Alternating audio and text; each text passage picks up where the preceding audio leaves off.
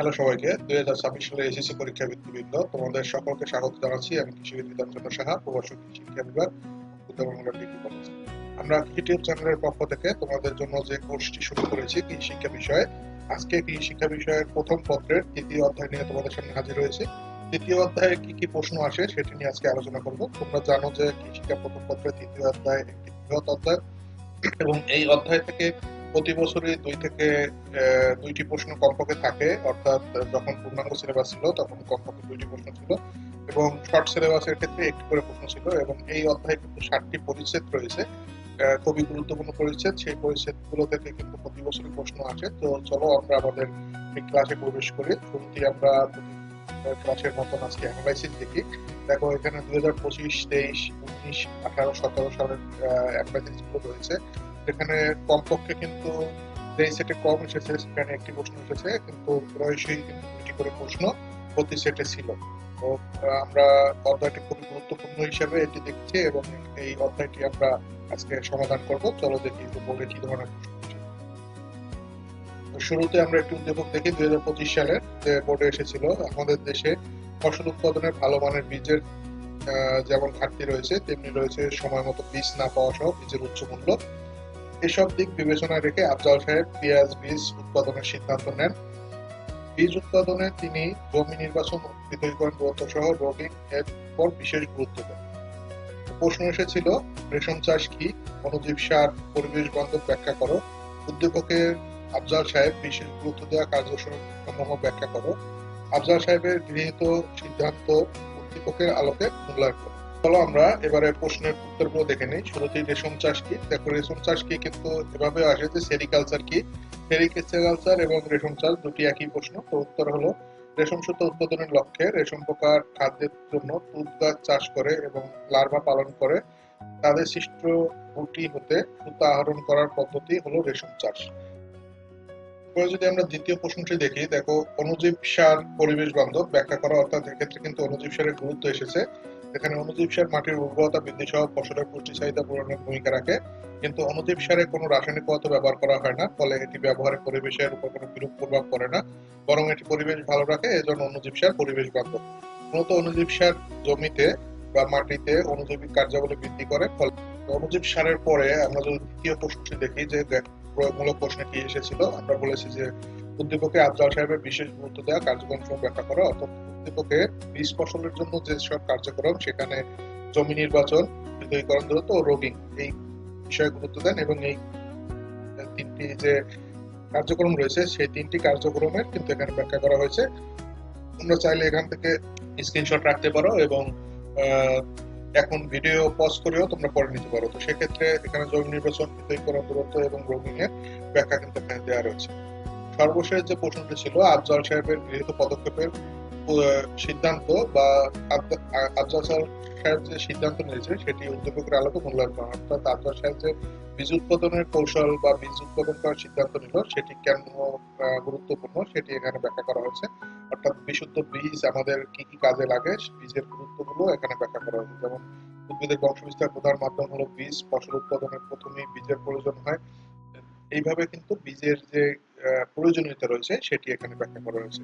আশা করি তোমরা বুঝতে পেরেছো। এরপরে আমরা দ্বিতীয় যে প্রশ্নটি দেখব। চলো এবার আমরা দ্বিতীয় প্রশ্নটি দেখি। 2025 সালে যে দ্বিতীয় প্রশ্নটি এসেছিল সেখানে উদ্দীপক ছিল, বাংলাদেশে বর্তমানে ঔষধি গুণসম্পন্ন একটি ছত্রাকের চাষ শুরু হয়েছে। একটি সবজি হিসাবে ভক্ষণযোগ্য, যা দেখতে অনেকটা ব্যাঙের ছাতার ন্যায়। কিছু অনুকূল পরিবেশ বজায় রেখে এটি ঘরের মধ্যেই সহজে চাষাবাদ করা যায়, এবং ছত্রাকটি ব্যাপক পরিসরে চাষ করলে বাংলাদেশ অর্থনীতিতে গুরুত্বপূর্ণ ভূমিকা রাখতে সক্ষম হবে। প্রশ্ন এসেছিল, এজোলা কি, কৃত্রিম প্রজননের সুবিধা ব্যাখ্যা করো। উদ্দীপকে ছত্রাকটি চাষে অনুকূল পরিবেশ ব্যাখ্যা করো। উদ্দীপকে ছত্রাকটি চাষে অর্থনৈতিক গুরুত্ব বিশ্লেষণ করো। তো শুরুতে আমরা এজোলা সংজ্ঞাটি দেখি। যে এজোলা মুক্তভাবে ভাসমান এক ধরনের জলজ ফার্ন জাতীয় সবুজ উদ্ভিদ, যা পদ্ম জলাশয়ে অবাধে বৃদ্ধি লাভ করতে পারে এবং বায়ু নাইট্রোজেন সংকোচন ঘটিয়ে জমির উর্বরতা বৃদ্ধি করতে পারে। অর্থাৎ এজোলা কিন্তু এক ধরনের ফার্ন, এই কথাটি থাকবে, এবং এটি যে বায়ু নাইট্রোজেন সংকোচন ঘটিয়ে জমির উর্বরতা বৃদ্ধি করতে পারে, অর্থাৎ বায়ো ফার্টিলাইজার হিসেবে ব্যবহার করা যায়, সেটি কিন্তু এখানে থাকবে। এরপরে কৃত্রিম প্রজননের সুবিধা ব্যাখ্যা। কৃত্রিম প্রজননের মূলত এখানে তৃতীয় অধ্যায়ে আমরা জানি যে গরুর কৃত্রিম প্রজনন। সেক্ষেত্রে গরুর কৃত্রিম প্রজননের সুবিধাগুলো হলো, একবার সংগৃহীত বীর্য দ্বারা 100 থেকে 400টি গাভীকে প্রজনন করানো যায়। শুক্রাণু পরীক্ষা করে ভালোগুলো ব্যবহার করা সম্ভব হয়। নির্বাচিত উন্নত জাতের ষাঁড়ের বীর্য দীর্ঘদিন সংরক্ষণ করে প্রয়োজন মতো ব্যবহার করা যায়, অর্থাৎ উন্নত জাত তৈরিতে কৃত্রিম প্রজনন ভূমিকা রাখে। এরপরে ক নম্বরে যে প্রশ্ন ছিল উদ্দীপকের ছত্রাকটি চাষে অনুকূল পরিবেশ। উদ্দীপকের যে ছত্রাকটি ছিল সেটি মূলত মাশরুম।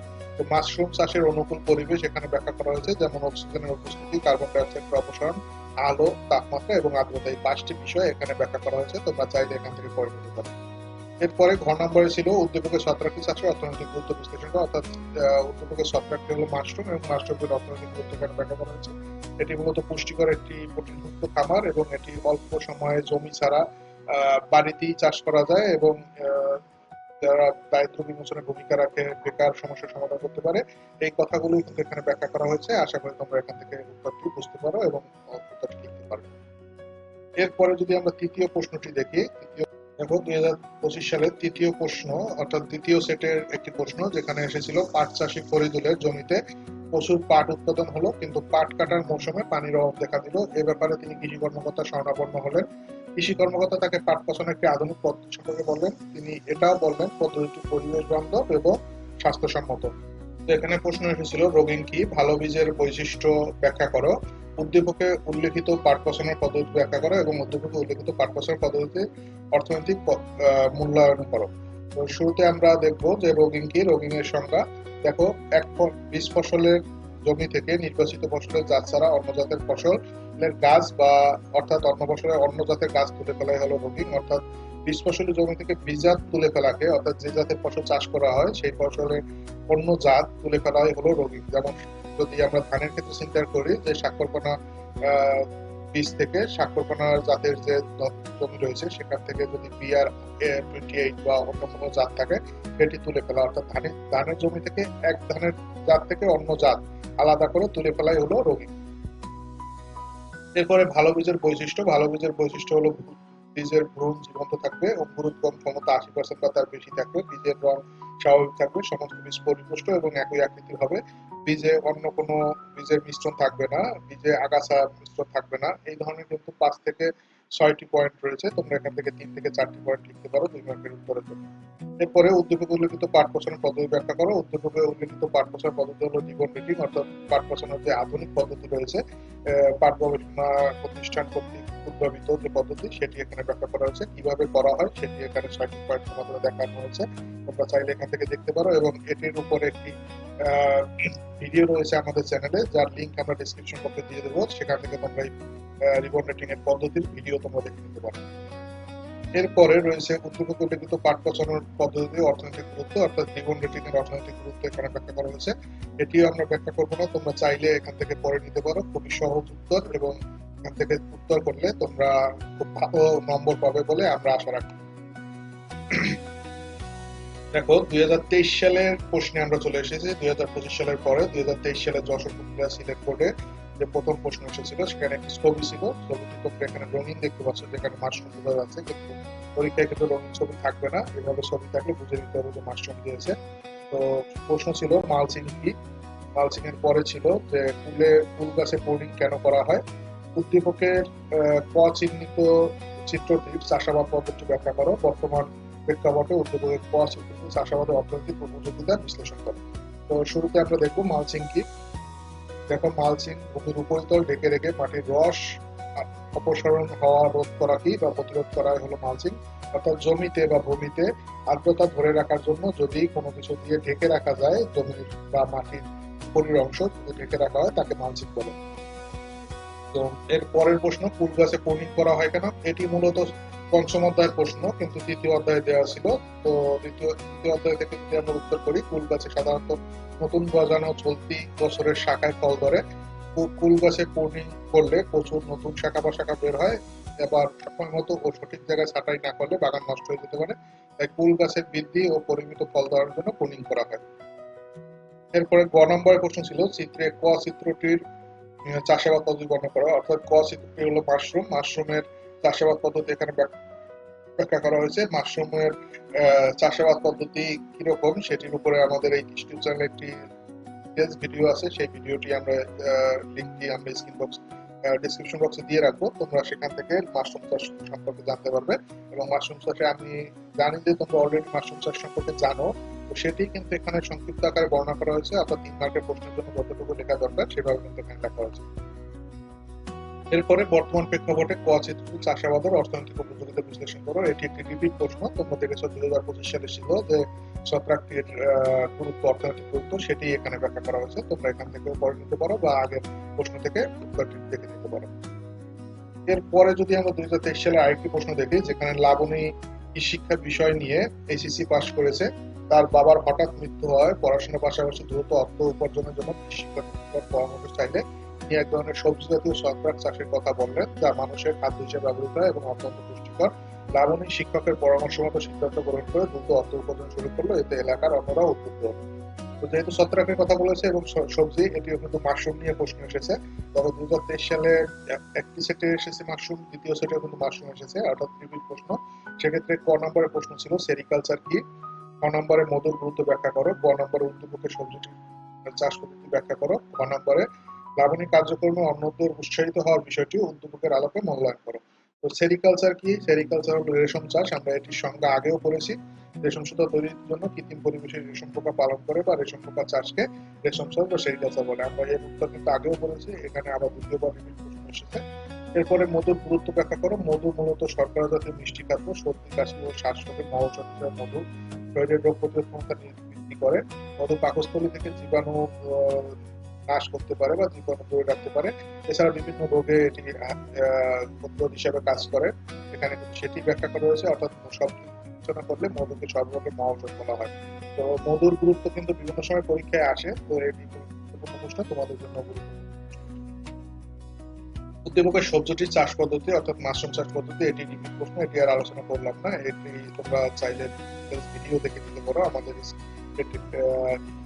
ডেসক্রিপশন বক্সে লিংক দেওয়া থাকবে। উদ্দীপকে অন্যদের উৎসাহিত হওয়ার বিষয়টি এখানে ব্যাখ্যা করা হয়েছে, অর্থাৎ লাবণী কার্যক্রমে অন্য উৎসাহিত হচ্ছে, সেক্ষেত্রে মাশরুমের গুরুত্ব বা মাশরুমের অর্থনৈতিক গুরুত্ব এখানে ব্যাখ্যা করা হয়েছে। এটিও প্রশ্ন, এটিও তোমরা চাইলে এখান থেকে একটু উত্তর দেখে নিতে পারো যে সবুজ পরামর্শে মাশরুম চাষ দ্রুত অর্থ উপার্জন করে, এটা এলাকার অন্যরা উৎসাহিত হয়, কারণ অল্প সময়ের মধ্যে জমি ছাড়া অর্থাৎ বাসার কোনো অল্প জায়গার মধ্যে যে দায়িত্ব বিমোচন করা যায় এবং বিভাগ দূর করা যায়, সেক্ষেত্রে মাশরুম সেটি এখানে ব্যাখ্যা করা হয়েছে। এরপরে যদি আমরা আরেকটি প্রশ্নে যাই, এখানে প্রশ্ন ছিল 2023 সালের সেটের আরেকটি প্রশ্ন, যেখানে বর্তমানে কৃষকরা অনেক অনুজীব সার জমিতে ব্যবহার করছে, এ সকল সার মাটির উর্বরতা বৃদ্ধি করে এবং এদের কোনো পার্শ্ব প্রতিক্রিয়া নেই। এজোলা এই সকল সারের মধ্যে অন্যতম, তাই জমিতে এজোলা সার ব্যবহার করলে ফসলের ফলন বৃদ্ধি। প্রশ্ন হচ্ছে ট্রাইকোডার্মা কি? খ নম্বরে ডাল জাতীয় ফসলে অনুজীব সার কেন উপকারী ব্যাখ্যা করো। এজোলা ইউরিয়া সারের বিকল্প, উদ্দীপকের আলোকে ব্যাখ্যা করো। ফসল ফলন বৃদ্ধিতে এজোলা চাষের গুরুত্ব উদ্দীপকের আলোকে মূল্যায়ন করো। প্রথমে যে প্রশ্ন, ট্রাইকোডার্মা কি? দেখো, ট্রাইকোডার্মা হচ্ছে এক ধরনের মৃতজীবী ছত্রাক যা অণুজীব সার ও বালাইনাশক হিসেবে ব্যবহার করা হয়। অর্থাৎ ট্রাইকোডার্মা একটি ছত্রাক যা অণুজীব সার এবং বালাইনাশক বা ছত্রাকনাশক হিসেবে ব্যবহার করা হয়। ডাল জাতীয় ফসলে অণুজীব সার কেন উপকারী? ডাল জাতীয় ফসলে অণুজীব সার ব্যবহার করলে ইউরিয়া সারের প্রয়োজন হয় না, ফলে রাসায়নিক সারের সাশ্রয় এবং ফসলের উৎপাদন ব্যয় কমে যায়। অণুজীব সার ব্যবহারে ডাল জাতীয় ফসলের দানায় আমিষের পরিমাণ বৃদ্ধি পায়। এ সারে কোনো পার্শ্ব প্রতিক্রিয়া নেই। পরিবেশ সুরক্ষায় অণুজীব সার সহায়ক ভূমিকা পালন করে। এরপরে এজোলা সার ইউরিয়া সারের বিকল্প, উদ্দীপকের আলোকে ব্যাখ্যা করা হয়েছে। যেমন এজোলা একটি বাসমান জলজ যা পৃথিবীর উষ্ণ অঞ্চলে পাওয়া যায় এবং এজোলার পাতায় অ্যানাবিয়ানা এজোলি নামের সবুজ শ্যাওলার প্রজাতি বসবাস করে, যা বাতাস থেকে মুক্ত নাইট্রোজেনকে এজোলার পাতার গহ্বরে জমা রাখে। এই কথাটি কিন্তু খুবই গুরুত্বপূর্ণ। এই যে দ্বিতীয় লাইন যে কথাটি রয়েছে, অর্থাৎ অ্যানাবিয়ানা এজোলি নামক শৈবাল বসবাস করে, নাইট্রোজেনকে সংবহন ঘটায়, তার পাতার গহ্বরে জমা রাখে এবং এই পাতা কিন্তু জমিতে মিশে গিয়ে নাইট্রোজেনের ঘাটতি পূরণ করে এবং ইউরিয়া সারের ব্যবহার কমিয়ে ফেলে, অর্থাৎ ইউরিয়া সারের বিকল্প হিসেবে ব্যবহার করা হয়। কথাগুলোই এখানে ব্যাখ্যা করা হয়েছে।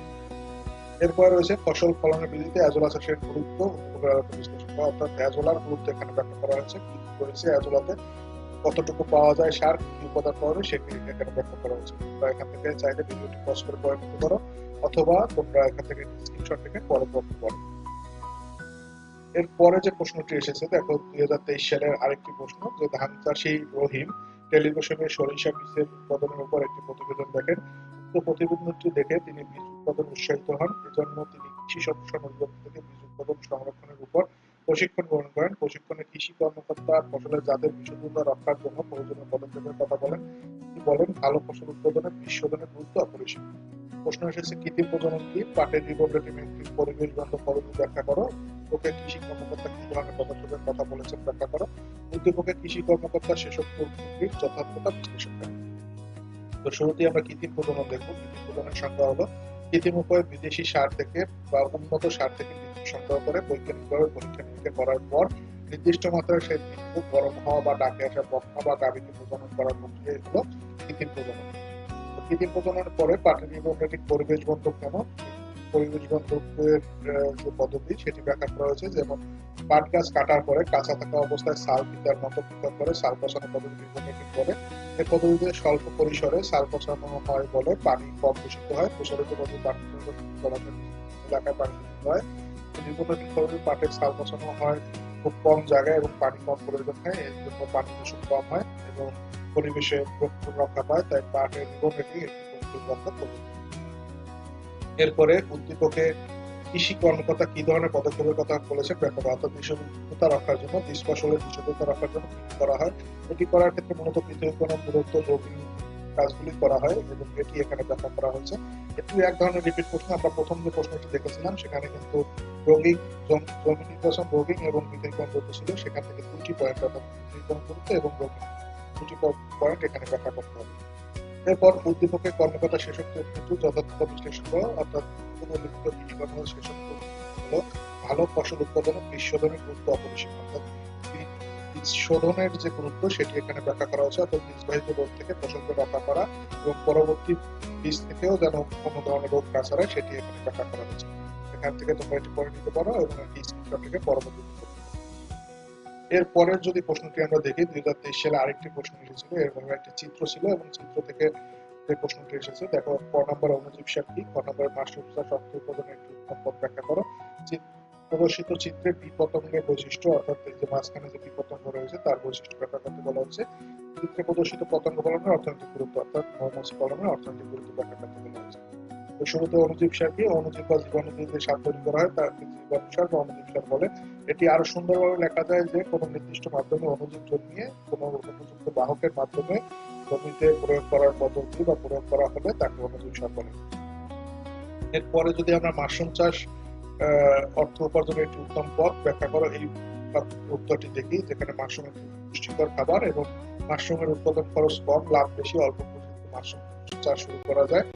10 থেকে 15 দিনে মাশরুম খাবার উপযুক্ত হয়, তাই তাড়াতাড়ি ফেরত আসে। এই চাষের উপকরণগুলো সহজলভ্য, তাই উদ্যোগী হলেই মাশরুম চাষ সম্ভব, স্বাবলম্বী হওয়া সম্ভব। তাই বলা যায় মাশরুম চাষ অর্থ উপার্জনের একটি উত্তম পথ। এরপরে যে প্রশ্ন ছিল, চিত্রে বি পতঙ্গের বৈশিষ্ট্য। বি তোমরা দেখেছিলে যে রানী মৌমাছি ছিল, এখানে রানী মৌমাছির বৈশিষ্ট্য ব্যাখ্যা করা হয়েছে। 10টি বৈশিষ্ট্য রয়েছে, এখান থেকে কমপক্ষে তোমরা 6টি থেকে 7টি বৈশিষ্ট্য কিন্তু দেখবে। তো রানী মৌমাছির বৈশিষ্ট্য তোমরা এখান থেকে দেখবে।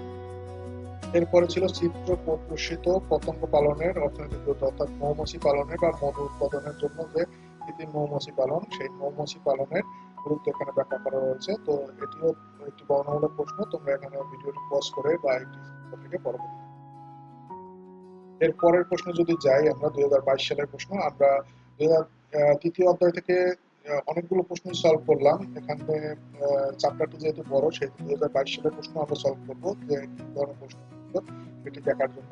ভিডিওটি একটু লম্বা হচ্ছে, তারপরও তোমাদের গুরুত্ব, এই চ্যাপ্টারের গুরুত্ব বিবেচনায় আমরা ভিডিওটি শর্ট করিনি, কারণ 2022 সালের প্রশ্ন এখানে গুরুত্বপূর্ণ। তো 2026 সালে তোমরা পরীক্ষা দিলে এখান থেকে যদি উত্তরগুলো ধারণা পাও তাহলে কিন্তু তোমাদের প্রিপারেশন খুবই সুন্দর হবে এবং আশা করি তোমরা প্রত্যেকেই কাঙ্ক্ষিত নম্বর পাবে।